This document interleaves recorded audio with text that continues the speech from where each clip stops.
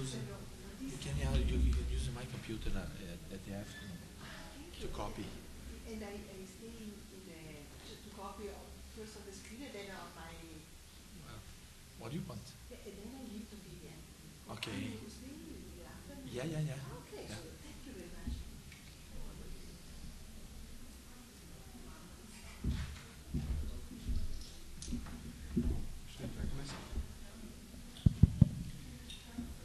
Bem, creio que podemos retomar. Eu já, como estamos aqui agora numa mesa muito doméstica, né, eu e o professor Renato, nós já combinamos que esse vai ser um jogo de tiro curto, né, o médio. Né? Então, estou prevendo apresentar aqui o meu trabalho em 20 minutos, depois o Renato também acho que um tempo semelhante, para termos eventual tempo para um debate no final, antes do almoço. Tudo bem? Esse trabalho, um modelo de referência para a gestão de sistemas locais de produção e inovação, é resultante de um projeto patrocinado aqui pela Fundação de Amparo à Pesquisa do Estado de São Paulo, a FAPESP, recém-concluído e também recém-avaliado, né?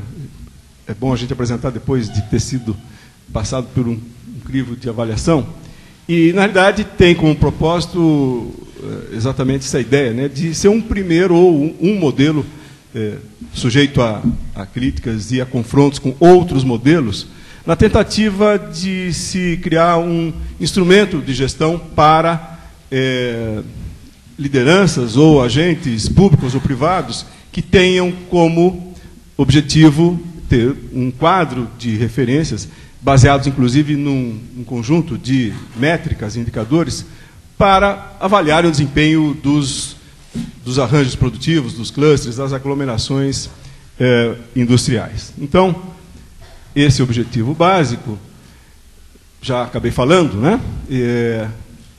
A partir dessa ideia, eu selecionei algumas aglomerações produtivas no Estado de São Paulo, basicamente aglomerações industriais. Não tratei nesse momento de aglomerações de outros setores da economia. E por um modelo de referência, eu estou entendendo aqui um conjunto sistematizados que envolvem conceitos relativos a arranjos produtivos, a externalidades, a cadeias produtivas que influenciam ou que são influenciadas pelo fenômeno dos arranjos produtivos, um conjunto de princípios e indicadores que, então, possam sustentar as ações de agentes públicos e privados que tenham interesse, logicamente, na promoção e no aprimoramento, no fortalecimento desses arranjos produtivos. Então, esse é o objetivo básico que norteou a pesquisa.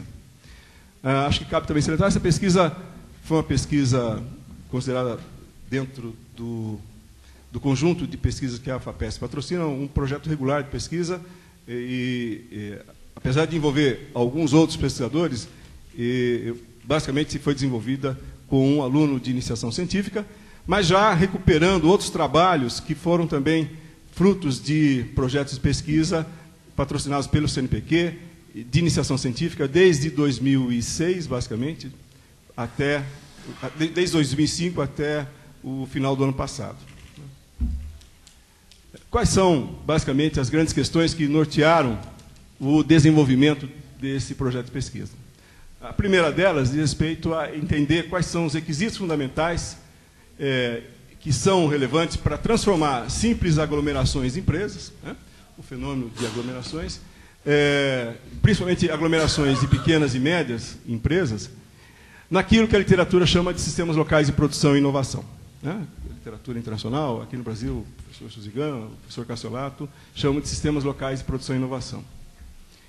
Então, esse é o primeiro grande objetivo. O segundo é identificar o grau de relacionamento entre os empreendimentos, no nível micro, que compõem o sistema local de produção, do ponto de vista da frequência e intensidade das relações entre esses empreendimentos, entre as empresas de pequeno e médio porte. A outra grande questão, passei rápido, não quer parar? Não quer parar. Então, vou voltar 2, vamos ver se para um pouco. Não sei por quê. questões... Bom, entender as estruturas de governança presentes nesses arranjos produtivos, identificando os atores que são responsáveis por definir determinadas estruturas de governança e o papel do sistema de ciência, tecnologia e inovação, incluindo basicamente os sistemas de normatização, os sistemas de certificação e metrologia industrial. Está brincando comigo aqui.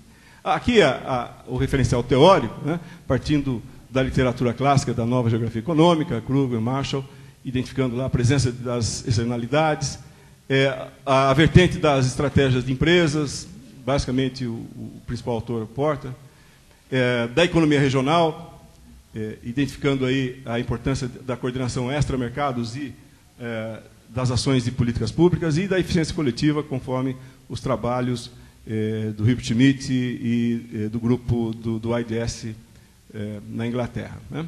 Bom, alguma sistematização disso, professor Sigan, e um trabalho que me lembro, junto com o professor Renato Garcia, apresentado no Congresso de Engenharia de Produção em 2003. A ideia básica, recuperando algo que a gente já comentou em outros momentos, é que, fundamentalmente, o encontro das vertentes de ações conjuntas, né, desenvolvida por vários tipos de agentes, né, as empresas privadas, as pequenas e médias empresas, o poder público local, no nível regional e no nível federal, a presença ou não de agências de desenvolvimento que possam estimular as ações coletivas entre esses agentes e os demais agentes, a presença de entidades, escolas técnicas, universidades, além de outros, juntamente com as externalidades positivas, do ponto de vista, por exemplo, de grande oferta de mão de obra qualificada, matéria-prima abundante para uma dada atividade produtiva, convergem para a eficiência coletiva e isso tende a fortalecer redes de cooperação no local e contribuir, não exclusivamente, mas poder contribuir também para o desenvolvimento local e da região. A metodologia de pesquisa utilizada teve como início o mapeamento desses clusters, né, dos arranjos produtivos locais, como se começou a chamar recentemente, focalizando basicamente o Estado de São Paulo, que congrega aí, já de forma identificada pela literatura, pelo SEBRAE, pela Fiesp, mais de meia centena de arranjos produtivos que são focos de intervenção dessas entidades, por meio de um survey. Depois, utilizando-se basicamente de dois instrumentos de investigação. O primeiro, um questionário auto-administrado, tendo como objetivo identificar alguns aspectos que caracterizam cada arranjo produtivo, cada cluster, e diferenciam, logicamente, eles de outros de uma mesma cadeia produtiva também, né? E um segundo instrumento de investigação foi baseado em pesquisas qualitativas, né? Basicamente, o uso de estudos de casos múltiplos, utilizando-se aí questionários e entrevistas semi-estruturadas junto aos OPLs, né? Eu, particularmente, visitei uma boa parte desses, já tinha visitado vários outros, e o trabalho de pesquisa de campo foi complementado com vários alunos, depois menciono alguns deles presentes aqui, inclusive. O plano de pesquisa se desdobra em basicamente 3 pontos. O primeiro, utilizando-se de uma pesquisa documental junto aos órgãos, entidades que já tenham produzido na história recente análises e documentos sobre esses arranjos produtivos. Vale enfatizar que, a partir da década de 90, basicamente, né, essas localidades foram alvo de muitos estudos, muitas pesquisas, né? Análise desses arranjos produtivos de forma mais objetiva, destacando aí as categorias de análises importantes, né, externalidades, as ações conjuntas, o grau de cooperação entre os agentes, os vínculos com instituições locais e agentes externos, agentes externos, e uma análise comparativa dos clusters dentro de uma dada cadeia produtiva, de uma dada cadeia de valor. Um dos principais instrumentos eleitos para constituir esse modelo, que a gente chama de modelo de referência, foi um sistema integrado de indicadores, né? E, basicamente, esse sistema integrado de indicadores foi elaborado, foi concebido a partir de dois principais elementos aqui, né? Análise das principais características das aglomerações, e a gente vai depois detalhar quais são esses aspectos, quais são as dimensões analisadas, e um referencial para a implementação de políticas públicas, né, dirigidas para as configurações dos clusters, aí, né, dos arranjos produtivos.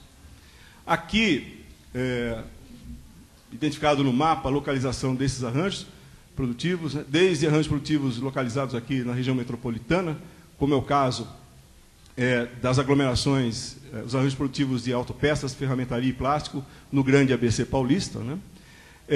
A aeronáutica em São José dos Campos, todo o polo aeronáutico em São José dos Campos, equipamentos médicos e odontológicos na cidade de Ribeirão Preto, aqui no norte do estado de São Paulo, máquinas, ferramentas localizadas aqui na cidade de Sorocaba, calçados com várias especialidades, né? Calçados femininos em Jaú, calçados masculinos em Franca e calçados infantis em Birigui. Aliás, o setor couro calçadista é um setor especialmente trabalhado e conhecido pelo professor Renato Garcia. Depois ele pode dar opiniões em relação a isso também. E o polo, a indústria, várias aglomerações na indústria de cerâmica, né? Desde a cerâmica de revestimento em Santa Gertrudes também, considerando a cerâmica artística de Porto Ferreira e a cerâmica estrutural em Tambaú, a indústria de confecções, ou né, clusters da cadeia confecções têxtil em Tietê, em Indaiatuba, um polo recente, e Americana, né, uma região tradicionalmente conhecida, o professor Renato também conhece muito bem. Joias e folhados, aqui em Limeira e também em São José do Rio Preto. São José do Rio Preto mais focalizado na produção de joias e Limeira num segmento tido como semijoias, né, ou bijuterias, né. A indústria de móveis de Mirassol e Votuporanga e uma aglomeração nascente dentro de toda a perspectiva de se constituir um centro gerador de conhecimento de base científica e tecnológica na região de São Carlos, né? Logicamente, São Carlos não é tradicionalmente conhecido como um cluster na visão tradicional, porque não há uma vocação produtiva industrial única, né? Na verdade, há uma diversidade de setores presentes nessa região, mas a gente destacou o fato de que, inclusive, foi objeto de uma tese de doutorado da Luciana, acho que não está presente, né? O fato de que já nessa região mais cerca de 2 dezenas de pequenas empresas nascentes, em torno da competência científica surgida dentro de laboratórios de pesquisa na Universidade de São Paulo, né, lá do campus de São Carlos, né, na indústria de óptica. Então, a ideia foi, a partir desses arranjos produtivos, identificar características específicas dentro de cada arranjo produtivo e comparar essas características com outros arranjos de uma mesma cadeia produtiva, de uma mesma cadeia de valor, e poder, né, identificar alguns parâmetros para uma análise na perspectiva do gestor, ou, como a gente colocou, do agente responsável pela promoção, pelo fortalecimento desses arranjos. A partir desse conjunto de estudos anteriores e da pesquisa recente, elegemos aí um conjunto de 8 dimensões de análise envolvendo 58 indicadores. Poderiam ser 64 ou 55, né? Na verdade, volto a insistir, esse é uma proposta de um modelo que pode ser aprimorado, né? Na ideia de uma primeira aproximação de um modelo de referência para gestores de arranjos produtivos. Então, as dimensões analisadas, logicamente, partindo da dimensão econômica, na perspectiva da sustentabilidade, né, eu diria que o primeiro requisito de qualquer plano de sustentabilidade é a econômica, né? Se não há perspectiva de mercado para as empresas estabelecerem-se em determinados locais, não há por que se falar em sustentabilidade ou em arranjo produtivo. Então, aqui não está aparecendo, mas basicamente os dados econômicos do ponto de vista da capacidade de geração de renda e de emprego que as empresas localizadas numa região, numa cidade, né, num cluster, têm como contribuir para a economia local ou regional, né? Logicamente, a vertente geográfica, que é, na literatura, tradicionalmente, a vertente importante para se caracterizar um cluster, uma aglomeração, envolvendo fundamentalmente a concentração espacial, a infraestrutura existente para viabilizar a atividade produtiva no local. Eu vou pular essa verde aqui. A questão da governança, a estrutura de governança que a literatura apresenta, mas que na pesquisa empírica foi muito valorizada, a importância de se ter uma estrutura de governança forte para que haja coesão das ações conjuntas entre os atores que compõem aquela aglomeração, tanto do ponto de vista de identificar o agente, a forma de governança e a liderança nessa estrutura. Vou deixar isso também para depois. A questão ambiental, né? A questão do desenvolvimento sustentável, na perspectiva dos efeitos que a produção naquela aglomeração pode trazer.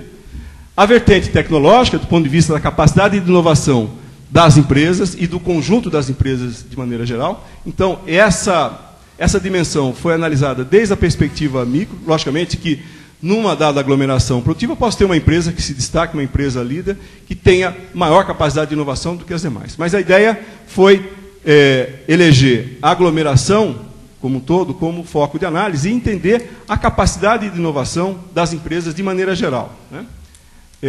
E perspectivas do próprio desenvolvimento, atualização dos padrões tecnológicos em termos de tecnologia de produto e processo. Aí não estamos falando da indústria criativa, né? Não estamos falando de produtos intangíveis, estamos falando de produtos da indústria tradicional, né, como foram apresentados aqui. Então, aqui eu diria que é importante destacar muito a questão da tecnologia de produto e processo.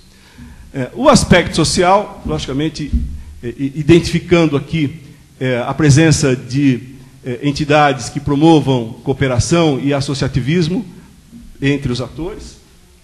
A questão institucional, a presença e ação do poder público local, de agentes públicos e de instituições que regulamentem aquela aglomeração. E voltando aqui à questão da internacionalização, aquilo também na literatura sempre é destacado, da importância de se pensar o crescimento, o fortalecimento de uma aglomeração vinculada a cadeias globais, vinculada ao mercado globalizado. Então, apenas a título de ilustração, nós elegemos aqui o nível de exportação das empresas que compõem aquela aglomeração, passa a ser um indicador também de internacionalização, né? Os investimentos diretos realizados no exterior, né, eventualmente, quando ocorre em algum cluster, também pode ser eleito como indicador de internacionalização. E, de maneira, logicamente, menos importante, eventuais participações em feiras, no sentido de mostrar, divulgar e abrir novos mercados para as empresas que compõem uma determinada aglomeração. E, por fim, que eu deixei de falar aqui, por fim, a questão da capacidade gerencial, entendida como capacidade gerencial predominante nas empresas que compõem um dado cluster. Desdobrando, na visão tradicional, não vi outra forma, pelo menos nesse momento, desdobrando nas capacidades gerenciais funcionais, né?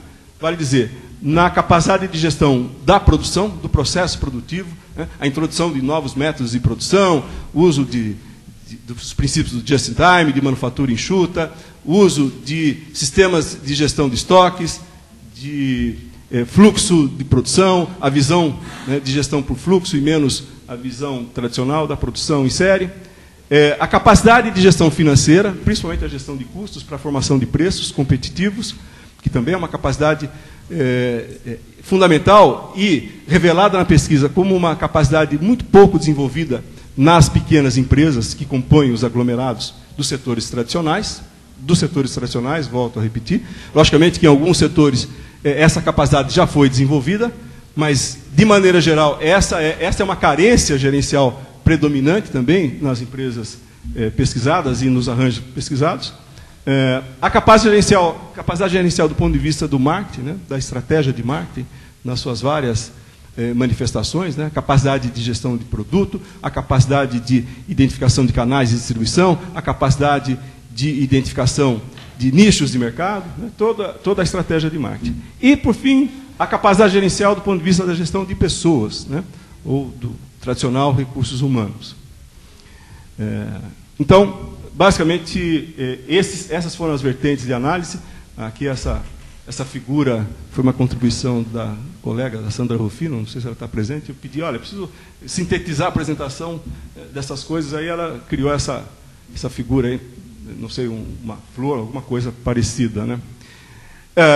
Eu não vou entrar em detalhes aqui do ponto de vista dos indicadores, logicamente não há muito tempo, apenas para mostrar que uma forma, lógico, visual, de apontar, após a análise do conjunto de indicadores e da quantificação, da tabulação desses indicadores, salientando que na análise e na aplicação desses indicadores foi feita uma ponderação, né, e essa ponderação pode ser alterada em função de uma necessidade mais premente do desenvolvimento daquele cluster. Por exemplo, se há uma grande carência para desenvolver a vertente tecnológica, né, logicamente que o maior peso relativo pode cair, né, sobre os indicadores da dimensão tecnológica. Se há problemas, por exemplo, do ponto de vista do impacto negativo no meio ambiente, maior esforços devem se concentrar aqui, né,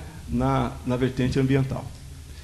Então, aqui, por exemplo, um caso apenas ilustrativo, né, dos N casos já apresentados, que é a região de Americana, a região tradicionalmente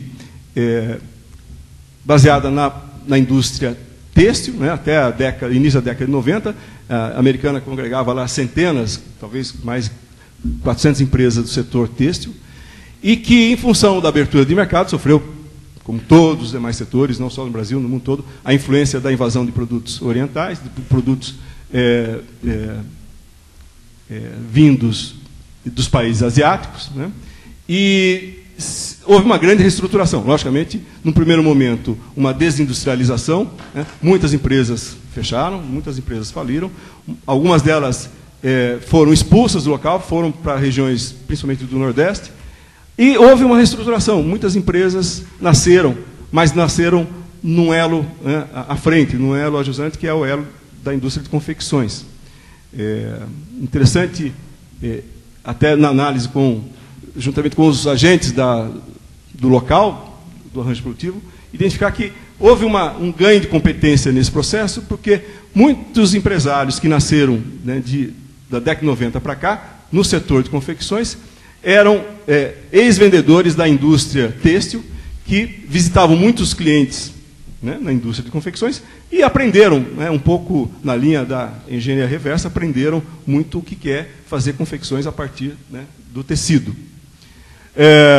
Mas como síntese da análise realizada nesse arranjo produtivo aqui, né, identificou-se que é um arranjo produtivo com forte governança, a partir da atuação de vários agentes, públicos e privados, né, SEBRAE, sindicato patronal, uma entidade criada, como o Polo Têxtil, criado para o desenvolvimento específico dessa aglomeração, logicamente que identificando lá a presença de pessoas mesmo, né, pessoas profissionais que saíram da indústria, vindo de outras regiões, nesse caso um profissional vindo do Rio de Janeiro, que conhecia muito da indústria de confecções, né, conhecia muito do design aplicado à indústria de confecções, e ele é um líder, ele é um grande animador da indústria, ele faz a costura social, né, ele desenvolve muito a ideia do capital social lá do Bourdieu para motivar os empreendedores a realizarem ações conjuntas e participarem de feiras e a sempre estarem à busca de inovações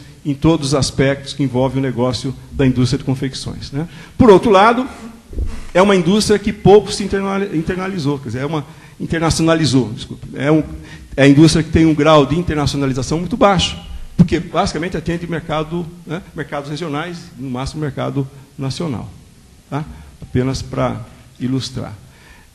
Uma outra possibilidade é, a partir da geração desses indicadores, né, e quero enfatizar que isso é um processo interativo, lógico, em função de ocorrências ao longo do tempo, de ações das empresas, ações dos demais agentes que estão no redor do negócio daquele cluster, né, da atividade daquele cluster, podem ocorrer alterações.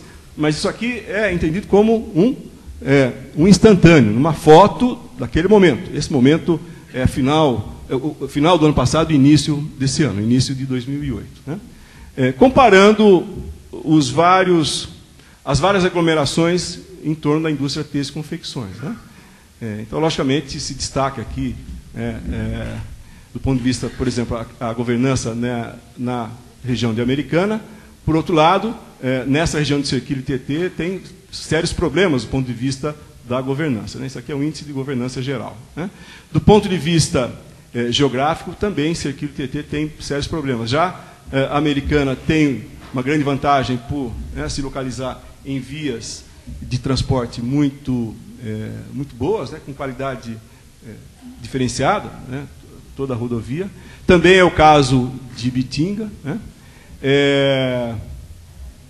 Se eu pensar do ponto de vista do índice geográfico, também a Americana tem um destaque, e assim por diante. Né? É possível realizar comparações. A ideia aqui é que, nesse modelo, e baseado no sistema de indicadores, é possível cada gestor de um aglomerado, numa cadeia produtiva, se comparar com os demais aglomerados da mesma cadeia produtiva. Lógico, há especialidades, né, como o caso aqui de Ibitinga, que é uma aglomeração que se especializou na produção de artigos mesa, cama e banho, né, tendo feito, no passado recente, uma evolução, né, um upgrade, porque tradicionalmente Ibitinga era conhecida como capital do bordado, uma região que tinha atividade econômica baseada nas bordadeiras, né, nas mulheres que faziam bordados, e tinha uma economia muito limitada, né, na região. As pessoas iam comprar bordados lá na região de Ibitinga, e a partir de uma inovação, que não foi uma inovação revolucionária, né, não foi uma inovação de processo, mas basicamente uma inovação de produto, no sentido de incorporar os bordados nos artigos de mesa, cama e banho. Né. Isso, por si só, criou um potencial de crescimento econômico muito grande para as empresas da região e, logicamente, serviu como desenvolvimento da aglomeração lá em Ibitinga. Aqui também uma tentativa de quantificar, a partir desse modelo e a partir do sistema de indicadores,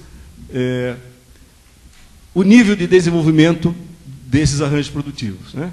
Aqui, colocando um índice global. Logicamente, a ideia foi de simplificar todo aquele conjunto de indicadores em indicadores que pudessem ser traduzidos em números decimais, com duas casas. Né?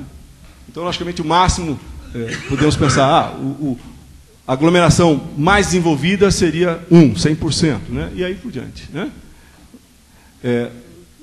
A primeira delas foi São José dos Campos, por uma série de razões, logicamente. Depois, a aglomeração do plástico no ABC, Ibitinga, Americana, e assim por diante. Então, a ideia, depois desse conjunto de indicadores, é lançar aqui, num gráfico bidimensional, e identificar, né, 12 quadrantes, né, do quadrante 1 até o quadrante 12, o posicionamento relativo desses arranjos produtivos.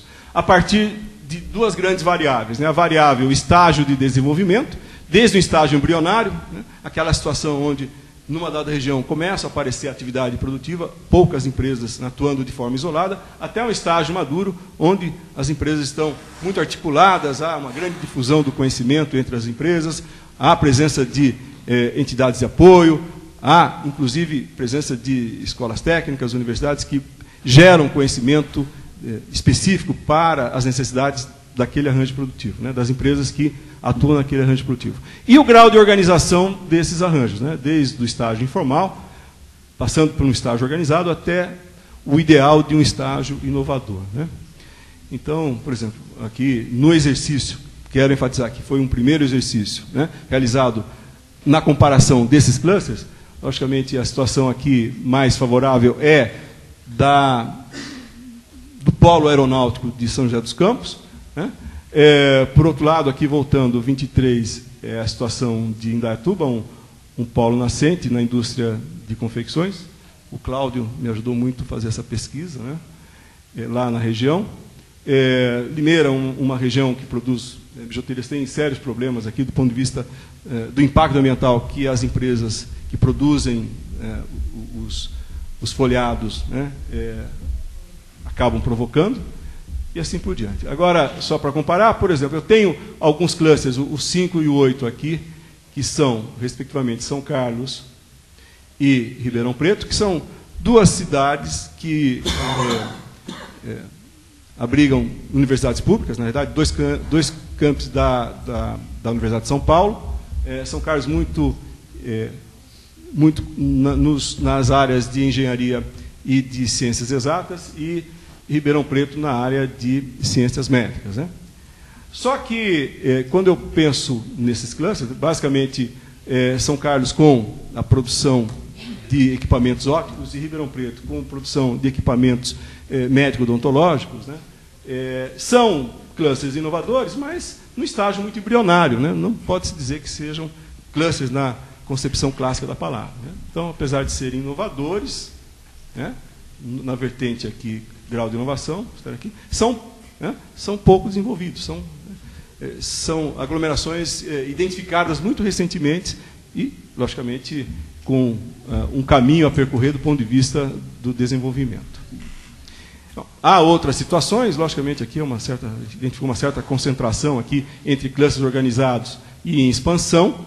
Eu acho que, um pouco aqui, um pouco já no estágio maduro, eu acho que isso também é típico de um país de industrialização recente, e até a ideia de se identificar os arranjos produtivos como foco de atenção de políticas públicas, é um texto muito interessante, o professor Suzigan, o Renato conhece bem, é algo muito recente na história da industrialização brasileira, né? E essa categoria de análise, os arranjos produtivos, os clusters, também né? Eu me lembro quando comecei a me interessar por esse assunto, numa pesquisa também patrocinada pela FAPESP, há 10 anos atrás, se falava em cluster, buscando aí o termo da literatura, né, internacional. Não se falava em arranjo produtivo, né? O termo arranjo produtivo foi cunhado, acho que há 5 anos, um pouco mais, tá certo? Então, o cassiolato, tá. Então é isso, basicamente, né? Depois a gente acabei atravessando o tempo. Eu queria aqui agradecer as pessoas que colaboraram comigo na pesquisa de campo, principalmente, né? O pessoal do SEBRAE, os alunos de pós-graduação, o Cláudio Roberto está aqui presente, a Luciana, não sei se está aqui, a Luciana Teles, que fez uma dissertação de mestrado sobre a indústria de Ribeirão Preto, a indústria de equipamentos médicos odontológicos, a colega Sandra Rufino, aos alunos que desenvolveram projetos de iniciação científica patrocinados pelo CNPq. Então, esse assunto vem sendo desenvolvido desde o trabalho do Fábio Bortolotti, passando pelo Ricardo e, recentemente, pelo Tiago Miranda, e a Vivian, que também me ajudou muito aqui na organização dos relatórios finais para a FAPESP, para não atravessar o prazo. Então, basicamente, é isso. Aqui, um pouco de outros trabalhos, resultados de projetos de pesquisa e artigos, inclusive de colegas aqui do Redcop, o Renato Garcia, o Filhori estava aqui presente, não está, o Fernando Laurindo ali presente, e outros colegas que participam de projetos de forma mais ou menos sistematizada. Então, agradeço a atenção de todos e passo a palavra ao Renato, depois fico à disposição para perguntas. Obrigado. Você vai falar daí? Fala aqui mesmo. Alô. Você troca?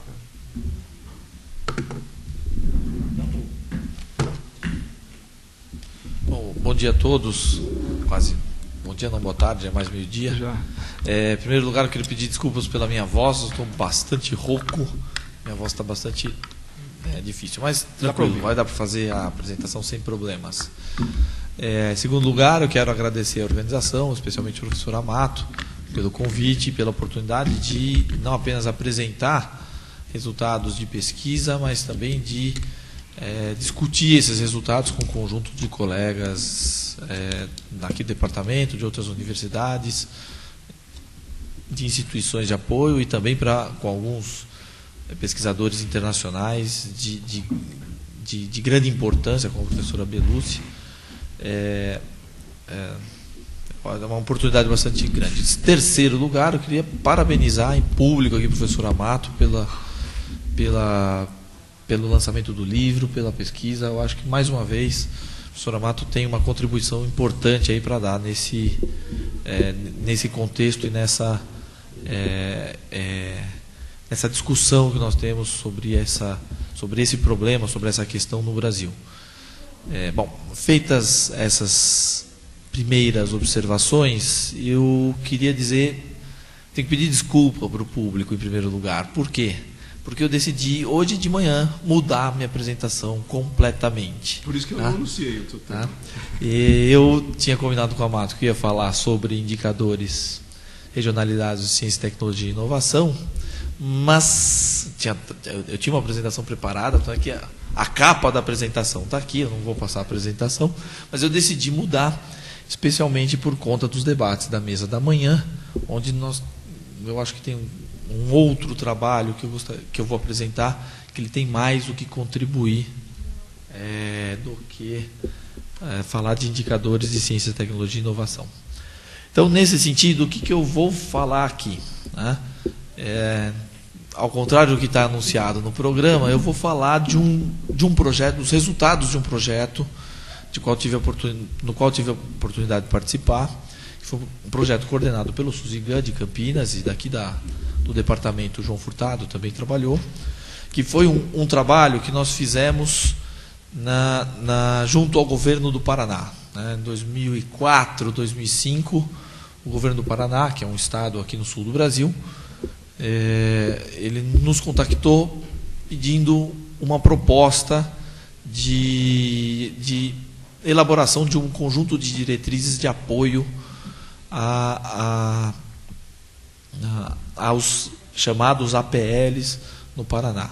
Aí nós fizemos uma proposta, esse trabalho foi desenvolvido ao longo de 2005 e 2006, e eu acho que nós temos alguns resultados de pesquisa aqui que podem, inclusive, ser mais convergentes com o tema geral do seminário. Tá? Só rapidamente, como é que nós organizamos a pesquisa no Paraná? A pesquisa teve basicamente 5 etapas. Primeiro foi uma etapa de trabalhos estatísticos, no sentido de fazer um mapeamento dos chamados APLs, no Brasil. Na verdade, no Brasil não, nesse caso, lá no estado do Paraná. Então, nós aplicamos uma metodologia uma metodologia quantitativa que permite, com indicadores de localização, definir a existência ou identificar a existência de agrupamento de empresas. É verdade que essa metodologia não permite avaliar qualitativamente a existência dessas aglomerações. Então, por exemplo, as coisas que o Amato colocou anteriormente, a metodologia não permite verificar. O que ela permite verificar é se há uma concentração de empresas numa determinada região do estado e até do país. Nós até já fizemos a aplicação dessa metodologia para todo o país. Depois disso, esse segundo ponto, nós fizemos a seleção dos chamados APLs prioritários e fizemos visitas prévias para confirmação. Então, para suprir essa lacuna, nós identificamos ali tem uma aglomeração. Então, nós fomos lá ver se essa aglomeração poderia ser chamada de um sistema local ou não.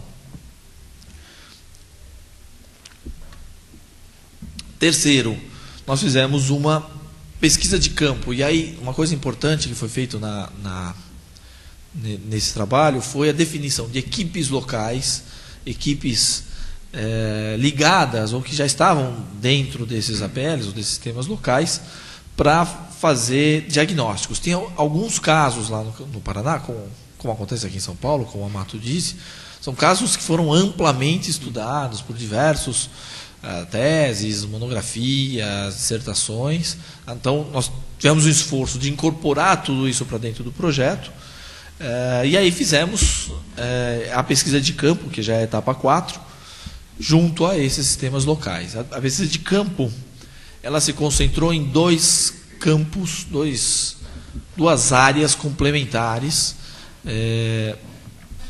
para o estudo dos sistemas locais. Um deles foi no nível da firma. Na verdade, aí a gente até gostaria de descer mais no nível da firma, de pensar em indicadores de produtividade, indicadores de qualidade e tal, mas não conseguimos fazer isso nesse primeiro momento, pelo menos. E o outro foi no nível do sistema local. Então, os elementos que estão relacionados com a capacidade de coordenação local, a inserção internacional e seguindo as metodologias bastante tradicionais de estudos de caso de sistemas locais. Todo esse material, pessoal, está disponível num site que é chamado a Rede APL Paraná.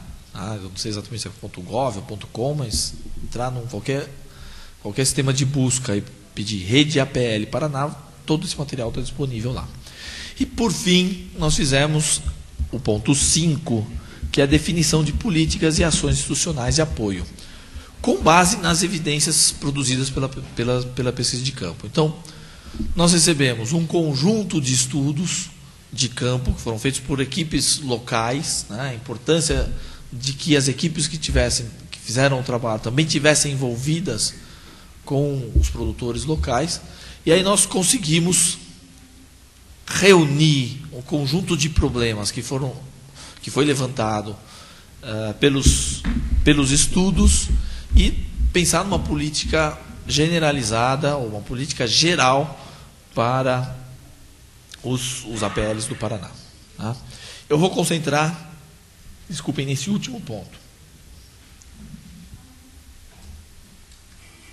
Só para mostrar, esses daqui foram a etapa de metodologia, de aplicação da metodologia, nos permitiu identificar esses APLs aqui, que nós utilizamos aquela tipologia, que é bastante conhecida no Brasil. Isso aqui mostra um mapa de quais eram os APLs. Aqui o mapa. Quais foram os APLs selecionados. Tem uma observação bastante importante que eu gostaria de fazer olhando para esse mapa. Quando a gente olha para esse mapa, nós vemos aqui é a região metropolitana da cidade de Curitiba. Aqui é uma região bastante industrializada para o estado do Paraná, que é a região norte. Aqui é uma região agrícola importante. Esses casos são casos ligados à atividade agrícola. Um dos casos bastante interessantes que nós identificamos foi este aqui, que é o caso de máquinas agrícolas. E no sul, algumas coisas esparsas. E aí o que acontece? Dá para notar no mapa, aqui no meio do mapa, não tem nada. Não tem nada. E aí? O que é política? Uma das grandes questões que nós nos debatemos naquele momento, o que as políticas para sistemas locais podem fazer para uma região que não tem nada. E aí tem um problema que não foi um problema que a gente acha, que eu acho, que não foi um problema do nosso projeto, mas foi um problema do debate sobre APLs no Brasil. O debate de APLs no Brasil, de forma absolutamente equivocada, substituiu o debate sobre desenvolvimento regional. Então, ou seja, o que as políticas para a APL podem fazer? Aonde existem algumas capacitações, elas podem tornar essas capacitações mais expressivas, mais importantes, podem fortalecer capacitações já existentes. Agora, onde não há, as políticas pouco podem fazer.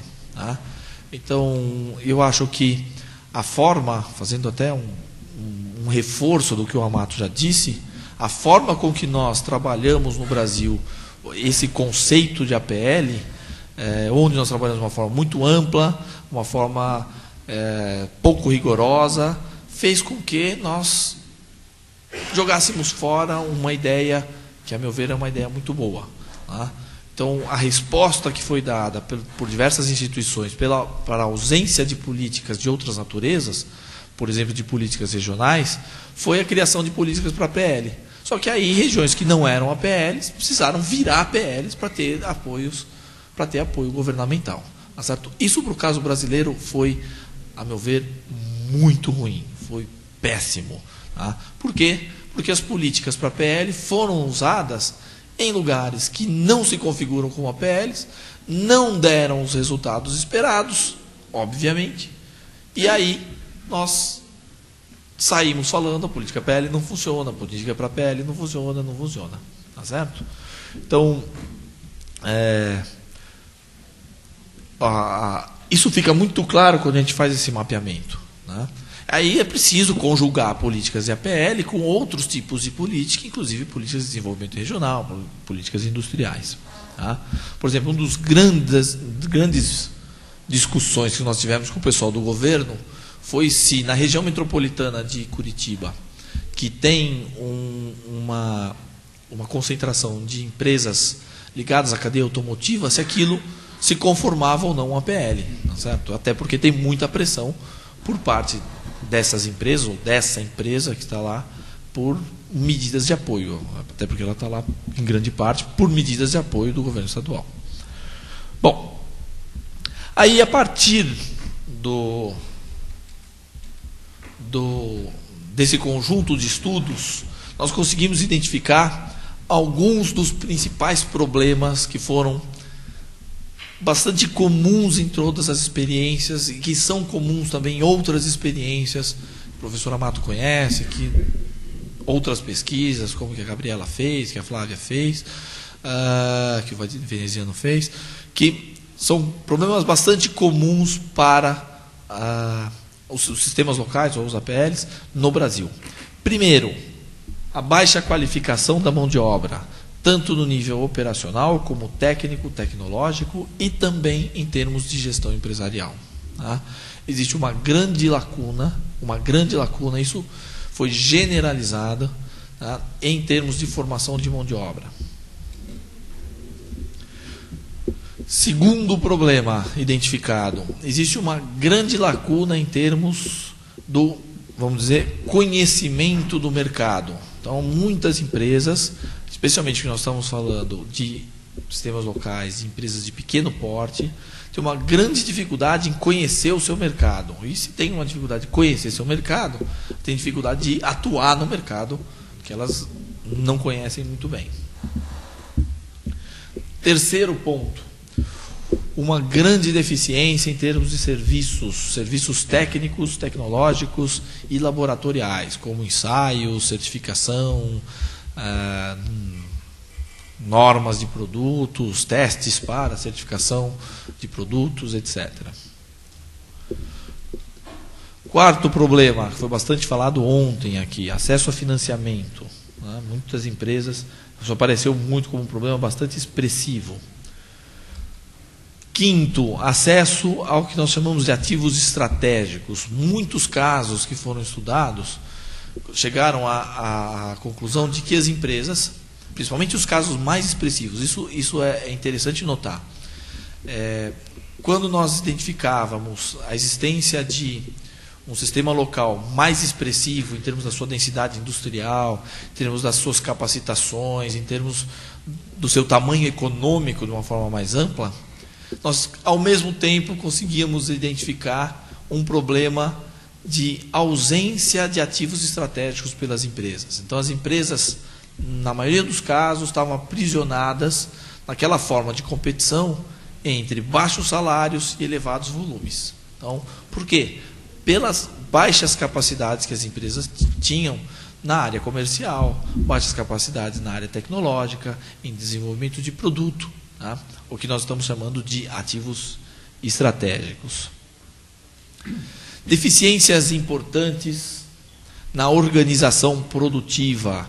De que forma? Isso tanto no nível do sistema local como no nível da firma, né? Isso tem a ver também com o primeiro ponto, né? Da baixa qualificação. É muito comum quando se visita essas empresas nesses sistemas locais, Brasil afora. Eu não sou engenheiro de produção, pessoal, muitos aqui sabem, eu sou economista. Eu entro numa fábrica, eu sei que tem um problema de layout, mesmo sem conhecer quase nada de layout, tá certo? De tão grande que é o problema. O problema é evidente até para um economista, tá certo? Que entra na fábrica e fala, opa, aqui temos um problema de layout. As mercadorias ficam passeando pela empresa e assim por diante. Tá?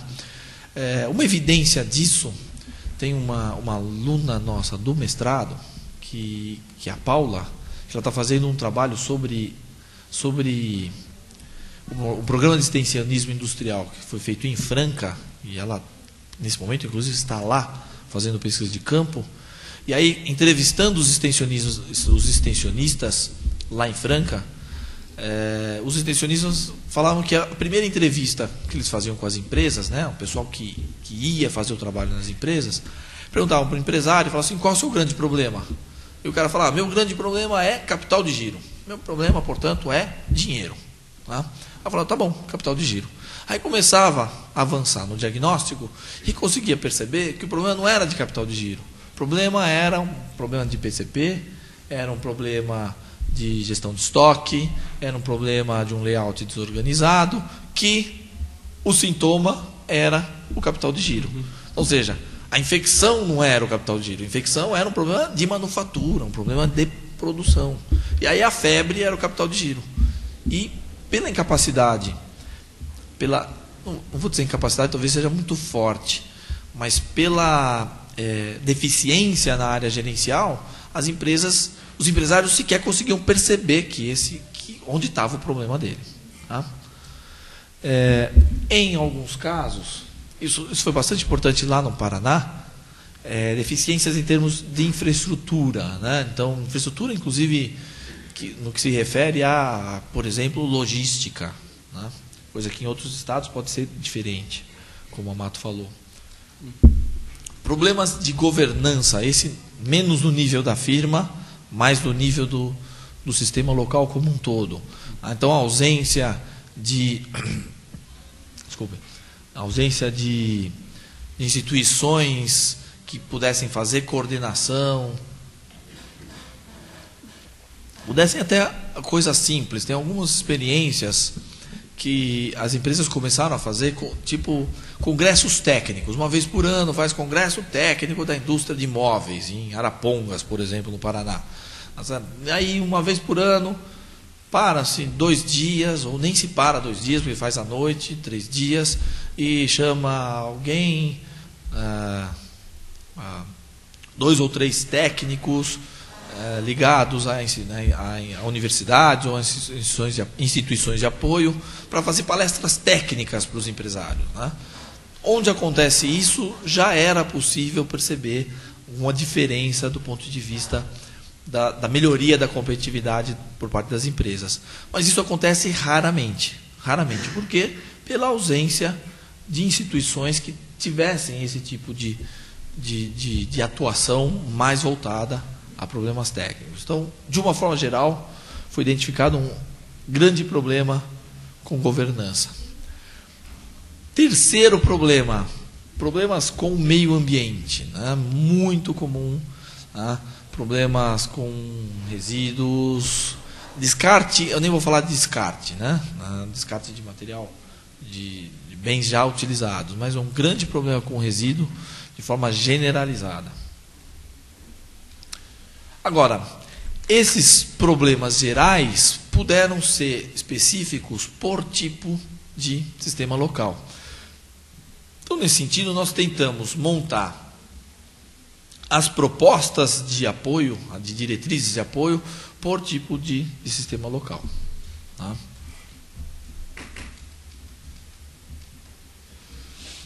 Então, quais foram os pré-requisitos para a montagem dessas propostas, né, dessas políticas e ações institucionais de apoio? As diretrizes foram identificados esses problemas gerais e problemas específicos por tipo de sistema local. Nós tentamos montar um conjunto de diretrizes, de políticas que estivessem ligadas a esses problemas. Então, problema de gerenciamento. Problema de gerenciamento, como é que nós vamos atacar? E como é que nós vamos atacar em um sistema local que é composto basicamente por pequenas empresas muito pequenas e com produtores cujos empresários eram pouco qualificados do ponto de vista gerencial, e outras situações em que o sistema local já apontava para a existência de empresas maiores, empresas mais organizadas, e que as carências do ponto de vista gerencial eram de outra natureza. Tá? Então, nesse sentido, as diretrizes estiveram voltadas especificamente para não vou dizer solução, mas para os problemas identificados nos estudos de caso. Condicionantes, isso é importante dizer. Eu já disse um pouco. Primeiro, um dos grandes condicionantes para o caso brasileiro é a política macroeconômica. Nós temos uma política macroeconômica, como nós sabemos, pouco afeita aos negócios, né? Uma política econômica de altos juros, a política econômica que estimula o não investimento do capital nas empresas, na atividade produtiva. Tá? Esse é um dado, não temos o que fazer. Segundo,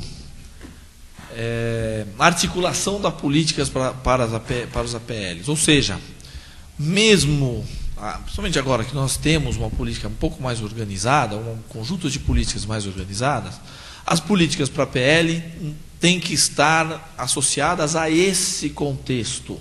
E tem uma palavra importantíssima aqui,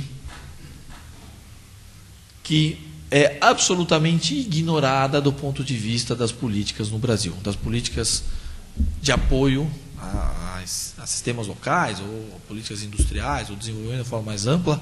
Essa palavra é absolutamente ignorada, que é articulação. Tá? Se nós formos ver, fomos olhar com calma, em grande parte, isso foi debatido ontem, né, Amato?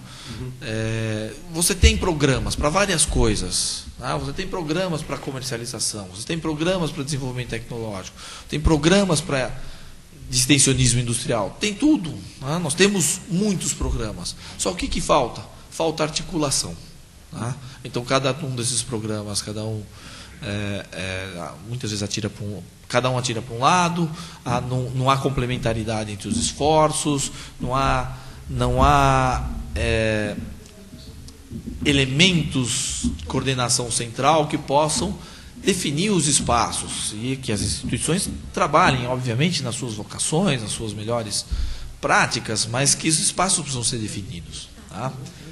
Eu, particularmente, conheço casos em que o governo fez o mesmo programa, recursos públicos foram utilizados no mesmo local, com programas diferentes, mas que são a mesma coisa. Ou seja, as empresas e as instituições locais perceberam isso e venderam o mesmo projeto para duas instituições diferentes. Tá? Terceiro ponto, nem tudo cabe em APL, aquilo que eu disse lá no começo. Tá? É preciso definir corretamente para que os programas sejam eficazes, senão os programas não vão ser eficazes. Tá? Quarto ponto, as limitações de uma política para APLs. As políticas para APL têm um conjunto de limitações que devem ser levadas em conta. Elas não vão resolver os problemas dos produtores. E o quinto ponto diz respeito a práticas bastante disseminadas nas políticas no Brasil, no passado, mas ainda tem um efeito que permanece no caso brasileiro, que é o paternalismo da política, né?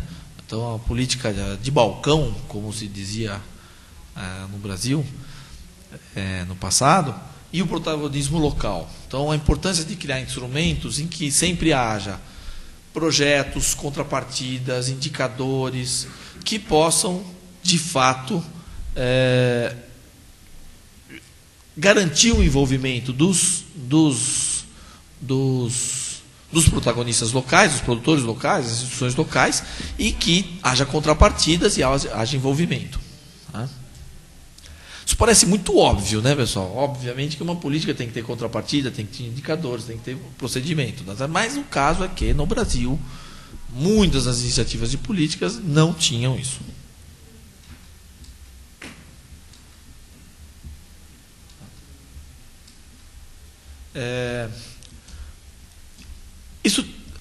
Essa transparência tem bastante a ver com o debate que houve lá, né?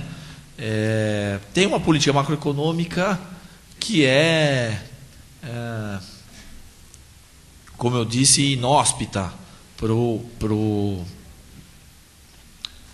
se pensar uma política de desenvolvimento para pequenas empresas em sistemas locais. Mas é possível fazer algo, e a gente propôs, pelo menos aqui, por exemplo, na questão dos juros, um tipo de ação indireta ou compensatória, do ponto de vista da taxa de câmbio, instrumentos que levem ao aumento da eficiência produtiva, que compensem a valorização da moeda, tal. Mas a gente sabe que isso são paliativos, tá certo? Até porque, como está escrito aqui, esses elementos são parâmetros para uma política estadual. Do ponto de vista da dimensão fiscal, esse é um grande problema também. Tá? Eu já, em apresentações que fiz em alguns desses sistemas locais, já fui bastante malquisto em alguns desses casos por defender o fim da informalidade. Pela simples razão, a informalidade é prejudicial para todo mundo, inclusive para os informais. Por quê? Vamos pensar num caso de uma empresa que ela começou informal, é verdade, mas ela começa a crescer, começa a se organizar. Ela precisa entrar na formalidade. Como é que uma empresa vai se organizar, vai profissionalizar a gestão, se toda a sua atividade é informal? Estamos falando de meia nota, desculpem as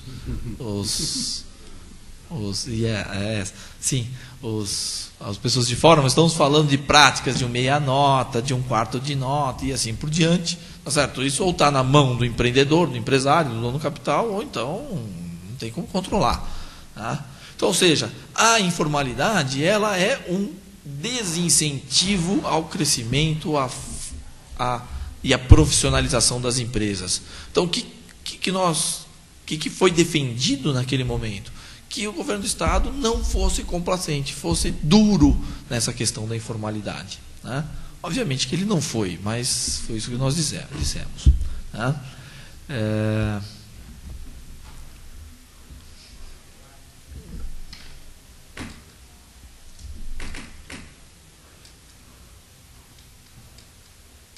Vou mandar.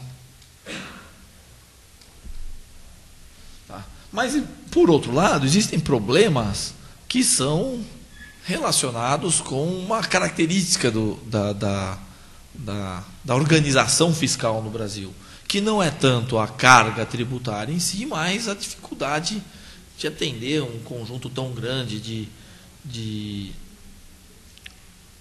burocracia associada a isso. E aí as políticas do governo do Estado podem ser eficazes nesse sentido. Né?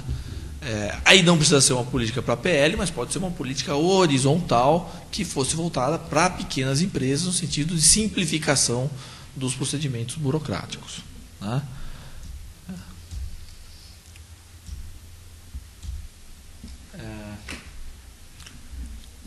Do ponto de vista da sua institucionalidade, já entrando nas propostas, né, o papel do governo do Estado é fundamental. Né? Em que sentido? No sentido de que, se nós, na experiência lá que houve lá no Paraná, o governo do Estado, com muito pouco investimento, ou com quase nenhum investimento, ele conseguiu fazer uma coisa muito interessante. Né? Que o governo criou a tal da Rede APL Paraná, e essa Rede APL Paraná era coordenada pela Secretaria de Desenvolvimento e agregava todas as instituições. Então a FIEP, Federação da Indústria do Paraná, fazia parte, o SEBRAE Paraná fazia parte, o BRDE, o TECPAR, todas as instituições que tinham programa passaram a fazer parte.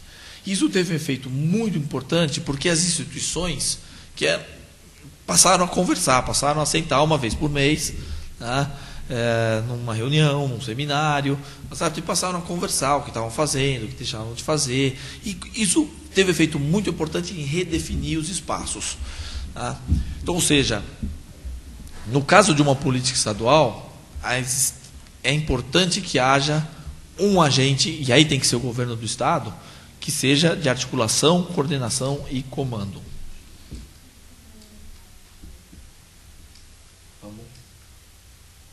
Parou aqui. Não, foi. Outra coisa que parece óbvia para a política, para a PL, né? Que é, primeiro, a importância de que as empresas estivessem envolvidas e as instituições locais. Segundo, a importância de articular com outras formas de apoio, ou seja, já existe um conjunto de ações do BNDES, da FINEP, do Ministério da Educação, do Ministério do Interior, voltadas aos APLs. As políticas locais teriam que se articular com elas. Terceiro ponto, monitoramento. Monitoramento constante e avaliação. Né? Foi até proposto um sistema de indicadores de avaliação das políticas. Vou passar isso que é muito complicado. Então, nesse sentido, foram definidas as prioridades para políticas e as políticas foram sugeridas a partir dessas prioridades. Né? Do ponto de vista da qualificação da mão de obra, não apenas técnica, tecnológica, operacional, mas também de gestão, existem várias ações em curso, né? Já existem. Isso é o caso do Paraná, mas é o caso do Brasil também. Tá? Então, nesse caso, seria preciso articular as ações em cursos e aí atender demandas específicas. Por exemplo, no Paraná tem uma emergência, lá no interior do Paraná, Campo Mourão, de um conjunto de empresas na área de equipamentos médicos e hospitalares. E é um grande problema lá, não tem escola de engenharia. Então, como é que você vai produzir equipamentos médicos e hospitalares sem engenheiros? Né? Então, essa é uma demanda específica que o governo do Estado, via articulação com o Ministério da Educação, alguma coisa nesse sentido, poderia resolver. Como? Criando escolas de engenharia ali, uma estadual na área de engenharia, alguma coisa nesse sentido. Segundo ponto, na área de conhecimento do mercado, parece muito interessante, mas essa tem que ser uma ação das instituições locais, criar sistemas de prospectiva, sistemas de prospecção de mercados, capacitação das empresas para conhecer e atuar melhor nesses mercados e de qualificação. Né? Não parece ser uma ação difícil de ser realizada nesse caso. Terceiro ponto, na área de serviços tecnológicos. Aqui no Brasil, os brasileiros sabem, nós temos um sistema estadual de serviços tecnológicos. Aqui no São Paulo é o IPT, né, que é responsável pela prestação de serviços na área de serviços tecnológicos. No Paraná já existe uma instituição, que é o Tecpar. Né? Mas onde está o Tecpar? Lá no Paraná, em Curitiba. Né? Então ela está na capital, longe das empresas que precisam desses serviços. Tá? Então, nos pareceu bastante importante que fossem criados laboratórios pilotos ou mesmo que seja iniciativas como a que tem do IPT aqui em São Paulo, que é o Prumo, né, que é um laboratório móvel com serviços básicos para as empresas. Tá? Na área do financiamento, aí de fato pouco pode se fazer, né? Articulações coletivas, existem algumas experiências de bancos locais, mas os bancos mesmo os bancos locais, cooperativas de crédito, são muito conservadores, mas que podem minorar os efeitos macroeconômicos adversos. Na área de ativos estratégicos, aqui há muito o que fazer, né? No caso brasileiro, porque é preciso aumentar a capacitação para a inovação. Como eu disse, nós identificamos que um dos grandes problemas foi que as empresas, por não serem capazes de incorporar esses ativos estratégicos, elas ficam presas numa concorrência predatória, no sentido da concorrência baseada exclusivamente em preço. Né?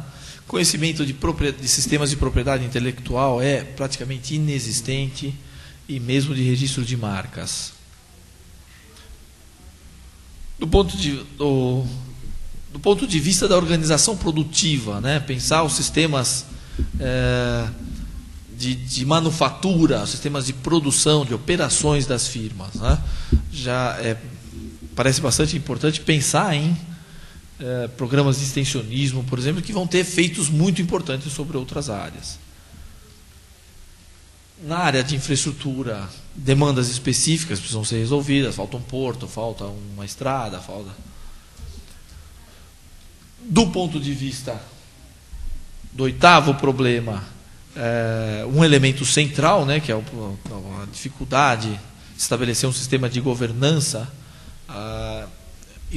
as políticas podem estimular, mas elas não podem fazer por si, porque isso tem que ser uma iniciativa dos protagonistas locais, dos produtores locais. E, desse ponto de vista, o que as políticas podem fazer? Começar a atuar na área, digamos, ligada com os ativos estratégicos, na área de conhecimento. Então, capacidades, capacitações para promoção de, digamos, sistemas, congressos técnicos, como o que eu disse há pouco, e assim por diante. E terceiro, e último ponto, né, são os problemas ambientais. Esses problemas ambientais são de difícil reconhecimento, né? As empresas não admitem que elas têm problemas ambientais em geral, tá? Mas aí não tem jeito, tem que ter uma ação incisiva do Estado, pensando em sustentabilidade de longo prazo. Tá? É isso aí, Amado. Muito obrigado. Bom, apesar do adiantar da hora, eu queria saber se alguém tem alguma pergunta, e eu proponho que sejam perguntas objetivas, e nós aqui, assumo pelo professor Renato também, vamos nos comprometer a dar respostas também bastante objetivas. Pois não?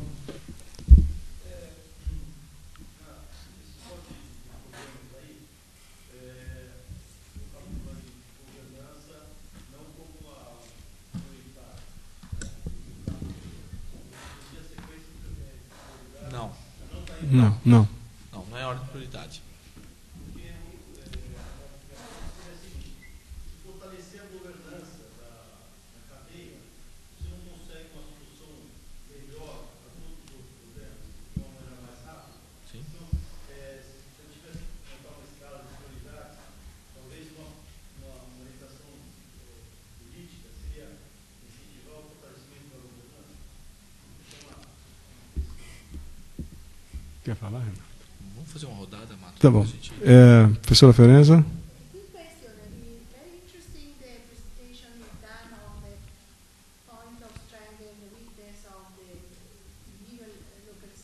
Uhum. When you were discussing about the possible actions, you never introduced the role of local entrepreneurs.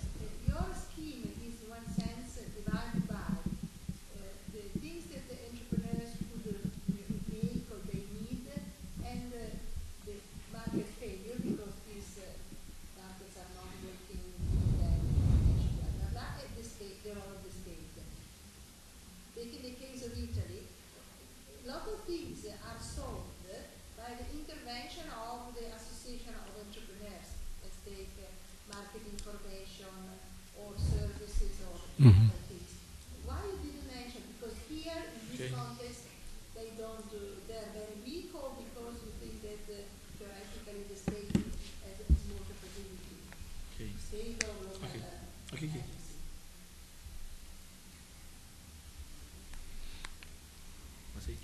Professor, desculpe, tem uma pergunta aqui antes. Na verdade, é mais uma consideração. Em algum momento você colocou sobre o governo assumindo uma parte da liderança aí desse desenvolvimento. E aí eu tenho receio que essa liderança caia em algumas atitudes que a gente acaba se barrando aí no Brasil, na descontinuidade. Você tem toda razão. Sorry, we can't translate because we don't have the microphone.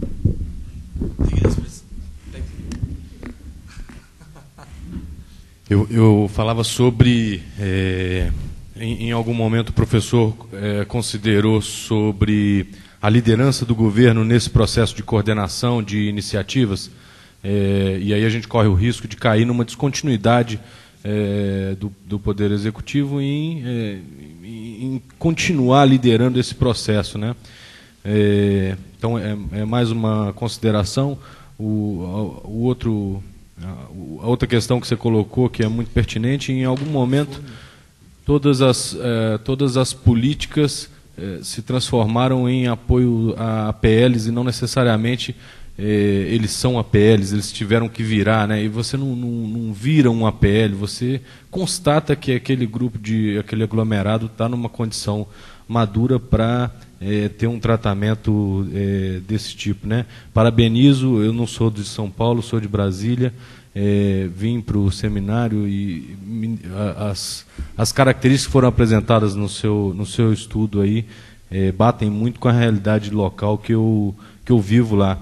E aí a última consideração é sobre esse último ponto de paternalismo na política, e aí cai um pouco sobre uma lacuna que é ocupada pelo governo, fazendo aí algumas ações aí paternalistas, e ele acaba assumindo uma lacuna que não é preenchida por uma liderança local, que a gente vai acabar caindo naquele primeiro ponto que considerou. Parabéns pelo estudo aí, obrigado. Meu nome é Renato, eu sou do SEBRAE do Distrito Federal. Professor Bacic, né? Assim? Bom, Renato. Pode começar, Renato. Não, eu, do ponto de vista da questão da governança nos arranjos produtivos, eu acho que esse é um tema sempre recorrente quando a gente faz a fase de pesquisa de campo, visita as entidades e as empresas. Logicamente que algumas dessas, eu acho que isso, tanto no caso de São Paulo quanto no caso do Paraná, algumas têm já uma estrutura desenvolvida, mas, em geral, você tem razão, isso é uma questão recorrente e não sei se a gente podia hierarquizar, mas, de fato, talvez muitas outras questões sejam derivadas da falta de uma governança bem estabelecida. Lógico que a falta de uma governança bem estabelecida não estimula a cooperação, não estimula qualquer tipo de atitude cooperativa, né, de ação conjunta. Portanto, questões que digam respeito ao conjunto das empresas que estão geograficamente localizadas, né, no caso de um cluster, ficam comprometidas, de fato. Né, e a gente pode pensar que isso é uma tendência. Do ponto de vista da colocação da professora Fiorenza, vou falar em português, está me ouvindo? A importância do empreendedor local como uma liderança também, eu acho que isso, de alguma forma, se vincula com a colocação do Renato, né? O que se percebe em algumas localidades é que, de fato, às vezes uma empresa ou um empresário, ou mesmo um profissional, né, isso constatado em algumas visitas que a gente realizou, acaba ele se comprometendo com a perspectiva de longo prazo daquele cluster, seja mais importante do ponto de vista de se fortalecer uma estrutura de governança do que, às vezes, o poder público local, que tem tempo, né, tem prazo para cumprir, né, o seu mandato. Bom, eu primeiro queria agradecer as perguntas, acho que são muito boas. O Renato fez algumas observações muito importantes. Eu queria dizer também, Amato, que tem um texto, os textos do seminário vão estar disponíveis na página da Redcop, né? Sim. Então, está em português o texto, infelizmente, mas tem um texto, nós estamos tentando publicar, mas a academia não está achando essa questão muito importante. A academia brasileira não está achando essa questão muito importante. Mas, de todo modo, a pergunta do Domingues, se deu a ideia de que havia uma hierarquia ali? Não há. Nós estamos um conjunto de pontos, aqueles números não diziam em hierarquia. Do ponto de vista, assim, isso é uma pergunta que a gente sempre se faz. Se eu tivesse só R$1, onde eu colocaria esse real? Tá certo? Eu acho que eu colocaria não no sistema de governança, mas na manufatura, tá? Dentro da firma, em programas de melhorias de manufatura, programas de disseminação de práticas, tipo o extensionismo industrial, né? Nós temos pouco no Brasil, o SEBRAE faz. Teve o PIEX no passado, aqui em São Paulo o projects, né? Mas se eu tivesse R$1 só, eu colocaria ali. Mas isso é muito polêmico, né? Porque políticas são escolhas. Tá? Então, se você perguntar para mim, eu coloco ali. Para a pergunta da Fiorenza, de fato, não que eu não ache os empreendedores locais importantes. You prefer to speak in English? Ok. Não que eu não ache importante os protagonistas locais, os empreendedores locais, muito importantes. Mas algumas experiências que nós vemos no Brasil, a associação de empresas, ela tem um efeito contrário, não tem um efeito benéfico, ela tem um efeito ruim para as empresas. Tá? Por exemplo, o programa de extensionismo industrial, que foi feito em Franca pelo PIEX, foi boicotado pela Associação dos Produtores. Tá? Porque a Associação dos Produtores ela está na mão das grandes empresas, tá? E um programa de extensionismo industrial ele é direcionado para pequenas empresas, para resolver problemas de chão de fábrica, que as grandes empresas, em geral, resolvem de outra forma, contratando consultores, ou com um corpo técnico mais qualificado, coisa que as pequenas empresas não conseguem fazer. Então, de fato, e isso me leva à pergunta do Renato, certo? Às vezes, a governança privada, né, como a gente tem chamado isso no Brasil, ela não resolve o problema.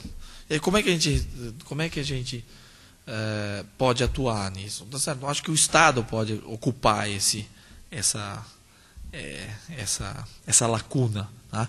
Idealmente, os protagonistas locais deveriam entender quais são suas prioridades, definir seus programas mais importantes e aí demandar isso.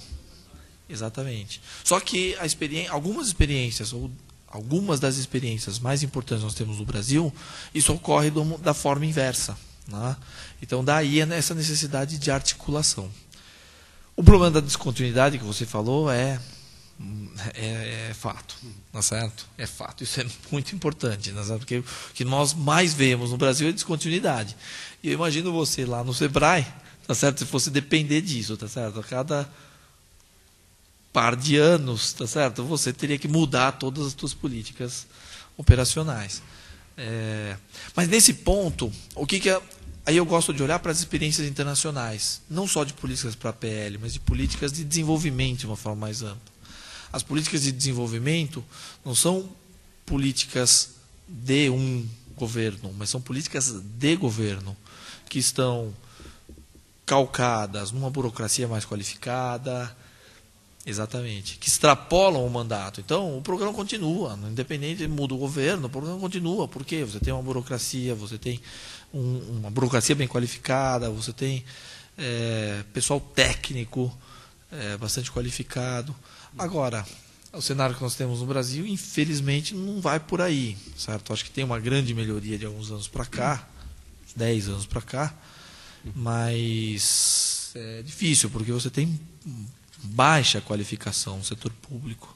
Né? Desculpa, talvez políticas de Estado e menos política de governo. Exatamente, né? exatamente. Então é isso. Eu agradeço muito as perguntas muito interessantes. Tem mais uma pergunta rapidamente, porque estamos atravessando muito tempo, então a última pergunta, por favor, no microfone. Por favor, se identificando. Boa tarde, né? Meu nome é Leonardo, eu sou mestrando aqui da Engenharia Mecânica com o Kaminski, nesse assunto mesmo. Tá? O que eu gostaria de saber é se vocês têm algum dado que possa mostrar para a gente qual é o crescimento dessas empresas localizadas em clusters, o crescimento econômico dessas empresas, algum indicador, tá? Comparativamente, né, às empresas, a esse setor, empresas que estão fora de clusters, né, após a implementação de políticas desse tipo aí. Quer dizer, qual é o resultado desse trabalho em termos de crescimento realmente das empresas? Qual é o up, né, que a gente consegue com essas políticas? Não sei, esse é um trabalho recente, pode ser que não tenha ainda dados desse trabalho que foi feito no Paraná, mas devem haver dados de outros estudos anteriores. Eu gostaria de saber qual é quanto a gente cresce, quanto a gente ganha com isso. Tá? Não, nos estudos individuais tem, nos diagnósticos individuais tem. Eu não sei dizer de cabeça, tá? Mas tem alguns casos que o dinamismo é bastante grande, não há dúvida. Há coisas, por exemplo, vou contar um caso aqui, né? Desculpa, um caos aqui. Mas uma empresa, no noroeste do Paraná, uma cidade que chama Loanda, que foram criadas lá a partir de uma base metalmecânica, um conjunto de empresas, na verdade muito rústicas ainda, que produzem louças sanitárias, tá? Torneiras, registros em geral. É impressionante o efeito de que duas dúzias e meia de empresas fizeram para a região como um todo, em virtude desse elevado dinamismo que foi impresso por esse conjunto de empresas pequenininhas, ainda muito rústicas, todas fora do padrão, fora das normas, tudo errado, mas cresce bastante, tá? Então, nos estudos individuais tem, no geral... Eu me lembrei, você pode entrar, depois eu posso identificar exatamente o site, mas no Centro Cerâmico do Brasil tem dados sobre a indústria cerâmica de maneira geral, mas eu acho que tem um link também com a região de Santa Gertrudes aqui, o Renato também conhece, que nos últimos 10, 15 anos, a taxa de crescimento da produção do conjunto das empresas, ou seja, da economia local, realmente chega a ser uma curva exponencial. Logicamente que esse é um caso exemplar, né, onde há uma governança bem definida, existe o Centro Cerâmico do Brasil, existe uma liderança importante dessa entidade, tem uma pessoa, tem um indivíduo que inclusive era para estar aqui com a gente, que é o Pascoal. Ele houve um problema pessoal e não esteve, ele ia demonstrar, acho que ia comentar esse caso também. Agora, uma convergência de ações, eu diria que nas várias dimensões que a gente conversou, há ações muito bem estruturadas, há uma convergência de interesses dos empresários para a busca de ganhos coletivos e não individuais. Logicamente que o crescimento não é igual, né? Algumas empresas que já eram pequenas se tornaram médias, são mais fortes do ponto de vista do poder de exportação, por exemplo, né? Investiram mais na infraestrutura tecnológica, e outras estão acompanhando. Mas, de qualquer forma, a ideia é de que o conhecimento vai se difundindo, há uma busca de competição salutar dentro daquela região, e o conjunto das empresas cresce, né? Eu acho que, assim, por setor, é possível encontrar tanto em entidades locais, talvez o SEBRAE em cada região tenha alguns dados desse tipo, os sindicatos patronais também têm. A Fiesp e o SEBRAE desenvolveram, desde 2003, estudos em alguns APLs selecionados, também têm dados que possam constatar isso. Mas eu acho que, de maneira geral, eu concordo com o Renato. Eu acho que o próprio tema, né, em evidência, coloca a importância desse tipo de abordagem do ponto de vista dos sistemas de produção, da economia local, regional. Muito obrigado. Tudo bem. Pessoal, eu proponho então a gente fazer uma paradinha para o almoço e dentro de 1h e 15 retomamos com painéis importantes também aqui no período da tarde. Tá bom? Muito obrigado.